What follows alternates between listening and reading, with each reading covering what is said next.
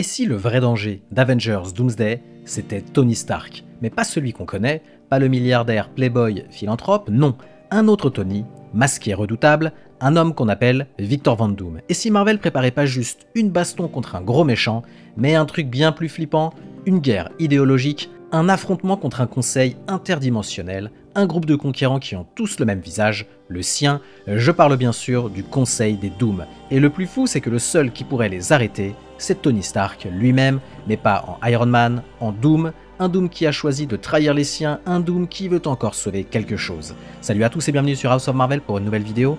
Aujourd'hui on va plonger dans une théorie complètement dingue, et si RDJ ne jouait pas le grand méchant, mais un Doom parmi d'autres, et si ce Doom-là était le seul à vouloir les arrêter. Préparez le café, installez-vous bien confortablement, je suis Julien, et vous êtes sur House of Marvel. Depuis la phase 4, Marvel joue avec le multivers, plus ou moins bien. Loki, c'était le déclencheur, No Way Home, c'était la réunion de famille, et Multiverse of Madness nous a montré les conséquences, mais il y a un truc qui manque encore, le vrai boss final. On devait avoir Kang, mais ça c'était avant qu'il ne passe par la case tribunal. Bref, une menace multiverselle qui fait pas juste peur, mais qui organise la peur, et là, Robert Downey Jr. revient. Pas en Stark, en Doom, et moi je dis ce n'est pas un hasard. Le concept du conseil existe déjà dans les comics. On a vu le conseil des Reeds, le conseil des Kang, on le sait. Alors pourquoi pas adapter avec un conseil de Doom, une version corrompue, autoritaire, sans limite, et si ce conseil existait déjà depuis longtemps dans le MCU et que Marvel le teasait depuis des mois sans qu'on capte. Je revoyais les images du Comic-Con 2024 et en fait, je pense que tout était sous nos yeux depuis le début. Sur scène, on voit une multitude de Doom. Pourquoi ne pas avoir annoncé RDJ de manière beaucoup plus simple? Pourquoi avoir utilisé autant de variants? Eh bien simplement parce que je pense que ce concept de Conseil des Doom sera adapté dans Doomsday. Et ce Doom-là, celui joué par Robert Downey Jr., c'est peut-être celui qui a été Tony Stark dans son univers, celui qui sait ce que ça fait de vouloir sauver des vies et d'échouer. Ok, on fait une pause. Maintenant on va se poser la vraie question. Et si Doom c'était pas un méchant, mais un système? Et si le MCU préparait un réseau de super vilains organisés, connectés, imbattables? Le Conseil des Doom, c'est pas un empire, c'est une idéologie. Une vision du multivers où seuls les plus puissants imposent leurs lois. Et le seul à pouvoir les comprendre, c'est celui qui a refusé d'en faire partie, celui qui a connu la défaite, celui qui sait ce que c'est de se sacrifier. D'ailleurs, ce Doom pourrait puiser dans le sacrifice de Tony de 616 pour comprendre la notion. Si lui l'a fait, pourquoi pas moi? Pour aller dans ce sens, j'ai 3 théories. Première théorie, un univers où Robert Downey Jr. n'est jamais devenu Tony Stark. Un monde parallèle où il s'appelle Victor Von Doom. Mais ce Doom-là, c'est pas un tyran dès le départ, c'est un génie, un bâtisseur, un homme de vision. Et face à lui, Reed Richards. Un Reed Richards peut être d'ailleurs incarné par Pedro Pascal, calme, méthodique, un peu froid.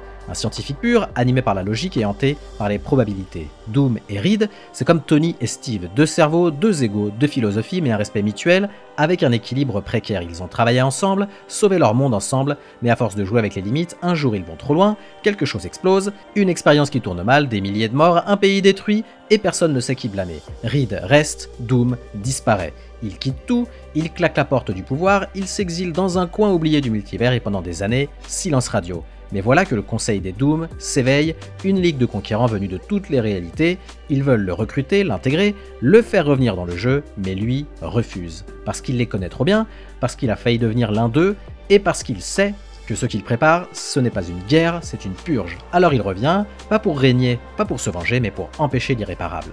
Ce Doom-là, c'est un survivant, quelqu'un qui porte l'armure mais pas la haine, et si c'était lui, notre seule chance.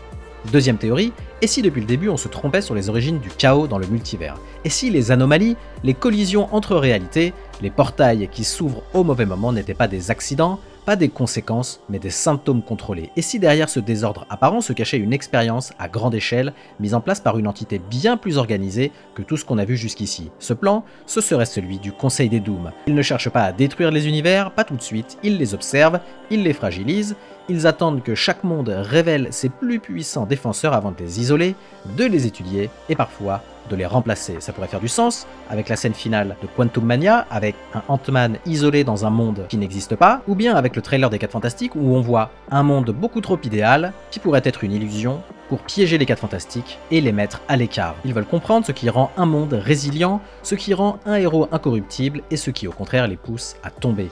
L'effondrement de l'univers 838, le massacre des Illuminati, la collision entre Terre 616 et d'autres réalités, les anneaux de Shang-Chi qui semblent envoyer des signaux interdimensionnels, et même les appels répétés du Darkhold ou des artefacts comme le livre de Vitanchi, et si tout ça c'était des balises plantées par le Conseil pour cartographier le multivers et ses points faibles.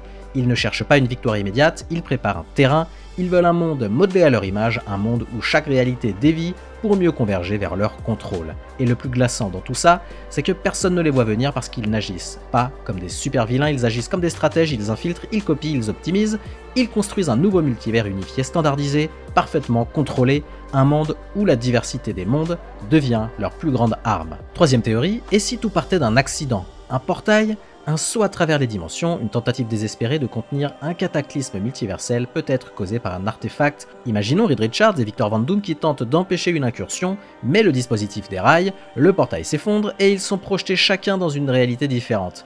Reed Richards lui atterrit dans l'univers 838, celui des Illuminati, un monde déjà traumatisé par la Scarlet Witch, un monde méfiant, paranoïaque où il n'est pas forcément le bienvenu. Mais Doom, lui, arrive ailleurs dans une réalité ravagée, déformée, un monde où les mutants sont traqués, divisés ou dominants, un monde qui ne lui appartient pas, et là il découvre quelque chose d'inimaginable, il découvre ses propres variants organisés, des Dooms qui ont conquis, qui ont trahi, des Dooms qui ont gagné. Et au lieu de les rejoindre, il fait donc un autre choix le plus difficile, il décide de les affronter, parce qu'il sait ce que c'est que devenir un monstre, il sait à quoi ressemble la version de lui-même qu'il a failli être et il refuse de la voir s'imposer, alors seul il lance une guerre contre lui-même à travers les réalités, pas pour sauver un monde, mais pour empêcher un contrôle total, et peut-être au bout du chemin pour retrouver Reed et terminer ensemble ce qu'ils avaient commencé, mais cette fois du bon côté. Donc voici comment on peut voir le film Doomsday avec mes théories. Un multivers en chaos, des portails partout, les Avengers, les X-Men, les Fantastic Four, les Watchers et les Illuminati, et au centre, le Conseil des Dooms, organisé, stratégique, mortel,